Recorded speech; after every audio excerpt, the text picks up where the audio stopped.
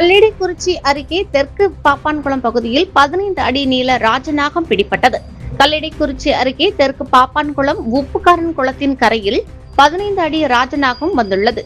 இதுகுறித்து தகவலின் பேரில் விரைந்து வந்த அம்பை தீயணைப்பு நிலைய வீரர்கள் பாம்பினை லாவகமாக பிடித்து வனத்துறையினரிடம் ஒப்படைத்தனர். இதையடுத்து பிடிபட்ட அந்த ராஜநாகம் அடர்ந்த வனப்பகுதிக்குள் விடப்பட்டது. 15 அடி நீளமுள்ள ராஜநாகத்தை லாவகமாக பிடித்த தீயணைப்பு துறை வீரர்களுக்கு பொதுமக்கள் தொடர்ந்து பாராட்டுகளை தெரிவித்தனர்.